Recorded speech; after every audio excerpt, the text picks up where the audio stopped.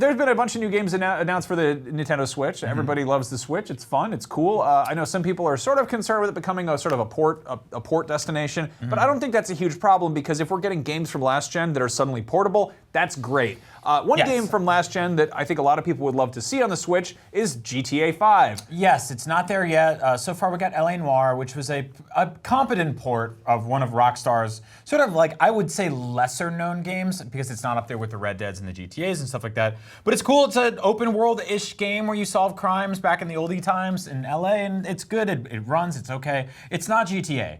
GTA is not there yet. But what did get announced this week is Saints Row the Third. So in lieu of actually getting GTA on Switch, here's 3 games that are kind of like GTA to hold you over until we get GTA on Switch.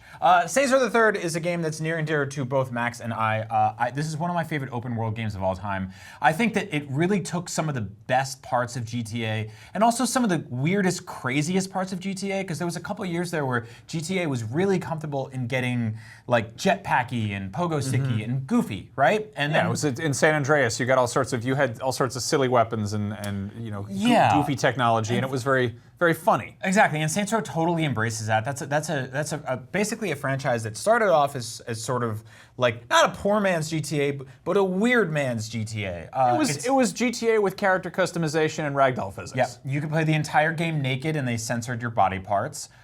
Which I did after a bad breakup. Yeah. Ask me about that on another show. No, Saints Row the Third is really where it came into its own. By the way, those clips we just showed are not it running on Nintendo Switch. We haven't seen that yet. That's just what it looked like last gen. It could be, I don't know, it could be completely down-resed. It could be much prettier. Hard to say. Yeah. But that is definitely going to scratch that itch of not having GTA on the Switch. Yeah, I mean, I just want to say, like, I really do appreciate that game. It's got a ton of cool stuff going on, a lot of collectibles, and it's just really strange. Like, there's there's trucks that shoot poop.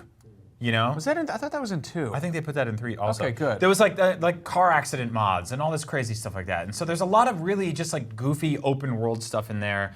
It really embraces the idiocy that sort of happens naturally when you're playing open world games. Instead of being super serious about things. Now, it's really fun, and it's definitely for adults only. Right. Now, the Nintendo Switch is kind of a kid's system. Obviously a lot of adults have it. We have one, but maybe, I don't know, maybe you got kids in the house and you don't want to have the filth of Saints Row in there. What if there was like a nice open world alternative that still has freedom but a little bit less foul? Well, friend, I invite you to play Lego City Undercover, which is a port of the Wii U game, which means you probably didn't play it because very few people even bought a Wii U. Lego City Undercover is one of my favorite open world games of all time, weirdly enough. It's also one of my favorite Lego games.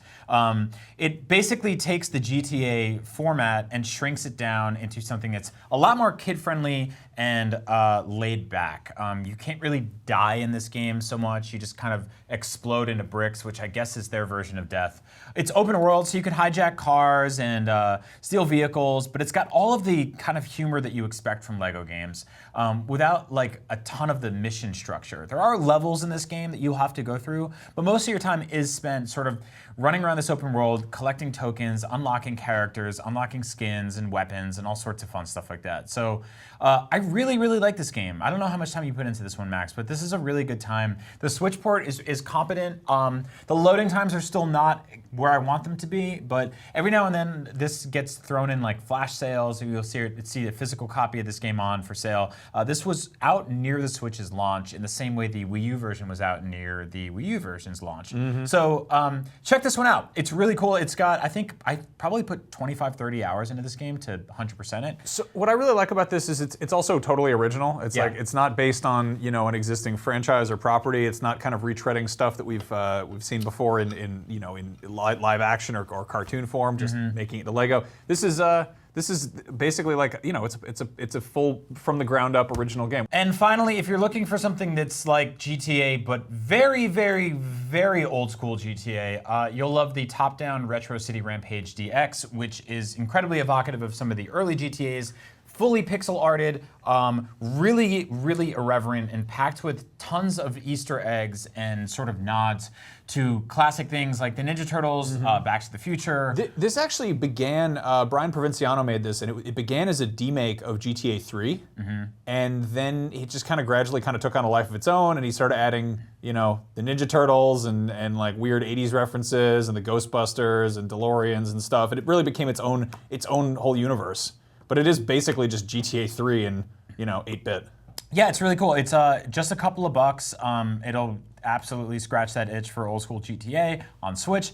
Again, in lieu of having an actual GTA on Switch. I know some of you are in the comments being like, I have GTA on my systems. I know, but we want it to come to Switch. We really do. And so this is just gonna hold us over until it does, and hopefully sends the message that they should do that. Yeah, and Brian Provinciano has another game on the way. It's called Shakedown Hawaii, I think, and it's effectively a 16-bit version of Retro City Rampage. So and there was some footage of what IGN looked like in 1976. Yeah, so I hope you enjoyed that. This game's been around for a minute, but you know it's pixel art, so you can't even tell. It could have come out any year. So those are 3 GTA-style games we want on Switch until GTA gets here.